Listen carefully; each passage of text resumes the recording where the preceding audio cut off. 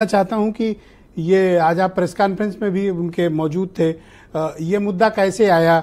ये कोई थॉटफुल कोई कांग्रेस का अनाउंसमेंट है या फिर सडन दिया गया रिएक्शन है? और ये 5 किलो बनाम 10 किलो आपको लगता है ग्राउंड पे ये बात हिट करेगी या नहीं करेगी? ब्रजेश जी, जो आपने कहा कि राशन की जो योजना थी ये बीजेपी के लिए बहुत लाभदायक साबित हुई और इस बात से कोई इनकार नहीं कर सकता है कि जो भाजपा की सरकार की इस योजना का लाभार्थी है और जिसने पिछले 10 सालों में इस योजना से जो लोग लाभ उठा रहे हैं 81-82 करोड़, उनके लिए ये बहुत बड़ी चीज है। और इस राशन के बदले भले वो इसको बेचकर बहुत सारे लोग शिकायत आती, कोई दारू पी रहा है, कोई बीड़ी पी रहा है, वो अलग बात है।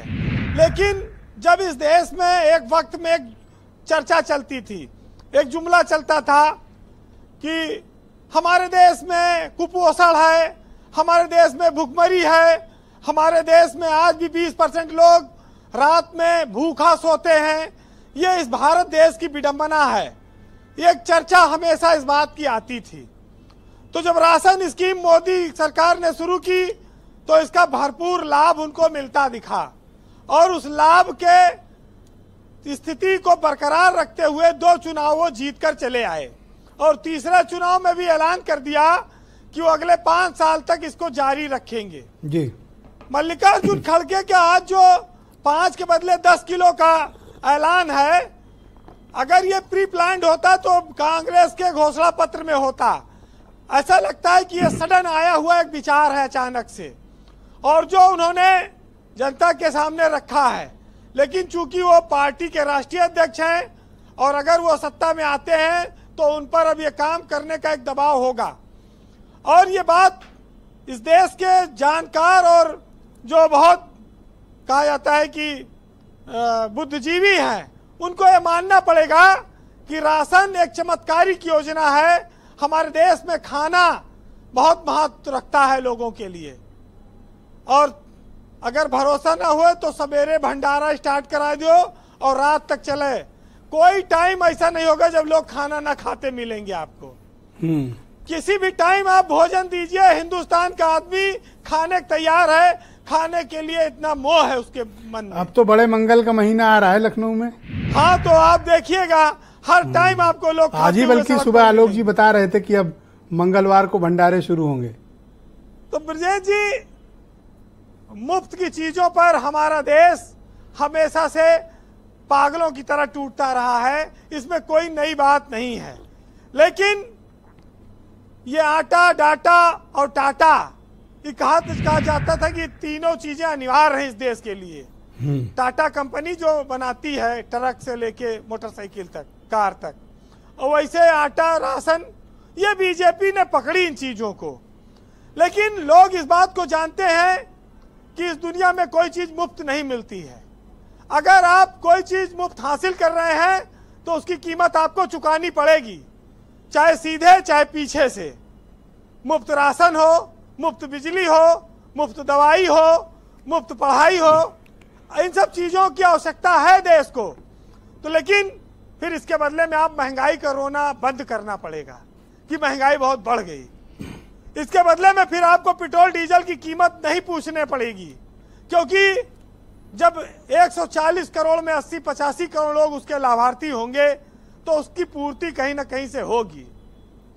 जी, जब इस देश में, इस दुनिया में जन्म से लेकर मृत्यु तक कोई चीज फ्री नहीं है, नामकरण से लेकर अंत्येष्टि तक सब में खर्चा होता है, तो आप कैसे समझ सकते हैं कि मुफ्त की चीजें आगे आपको तकलीफ नहीं देंगी? कोई भी देश, 140 करोड़ की आबादी वाला देश बहुत लंबे समय तक इन चीजों को झेल नहीं सकता है। लेकिन ये दुर्भाग्य है हमारे देश का कि हमको आपको इन सब चीजों को देखना पड़ता है। ब्रजेश जी, कबीर दास का एक दोहा है कि साधु ऐसा चाहिए जैसा सूप स्वभाव और सार सार को गही रहे थोथा दिए उड़ाए।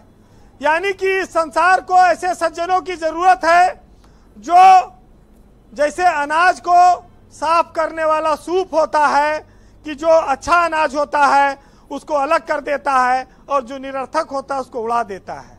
तो ऐसे ही नेताओं और सज्जनों की हमें जरूरत है कि कोई ऐसी चीज न चालू कर दें जो आगे आने वाली पीढ़ी के लिए परेशानी बने। वैसे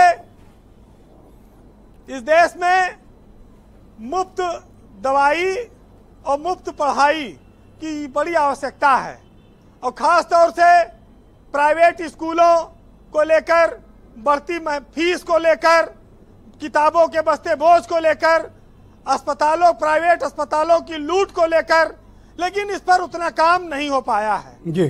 चुनौतियां बहुत सारी हैं, ये मुद्दे कभी बने नहीं, मुद्दा वही बना। ब्रजेश जी, भाजपा में आज ये कहा जा रहा है इस चुनाव में कोई बड़ा मुद्दा नहीं है। भाजपा का कार्यकर्ता और भाजपा को वोट देने वाले लोग वो मोदी के नाम पर वोट दे रहे हैं लोकसभा में, लेकिन जब राज्यों की सरकार की बात आती है तो भाजपा के कार्यकर्ता भी परेशान है, क्योंकि यहाँ पर मंत्री वो नियमानुसार वाली लाइन चलाते रहते हैं। खुद तो अंदर में जाके रसमलाई खा के आएंगे और बाहर आके कार्यकर्ता से कहेंगे हम तो भूखे हैं, देखो भाई यहाँ सब नियमानुसार होता है। तो नियमानुसार कार्रवाई की समस्या से बीजेपी के बहुत सारे लोग परेशान हैं, लेकिन चूंकि चुनाव राष्ट्रीय ऐसा तो नहीं कि कार्यकर्ता कह दिया कि नियमानुसार पोलिंग होगी अब की तो वो चीज जो है वो परेशानी देती है जी। वैसे जो मुफ्त के चक्कर में रहते हैं उनके लिए कहावत है, सुनिएगा, कि मुफ्त का खाना खाना ना और काम से तुम घबराना ना, आलसी जो बन जाओगे इज्जत कभी ना पाओगे और भाग पीछे रह जाएगा, कोई साथ ना आएगा और काम से ही दाम मिलेगा, काम से ही नाम मिलेगा। बहुत शुक्रिया वीरेंद्र जी, आपका बहुत बहुत धन्यवाद हमारे साथ जुड़ने के लिए। ग्राउंड जीरो से अपने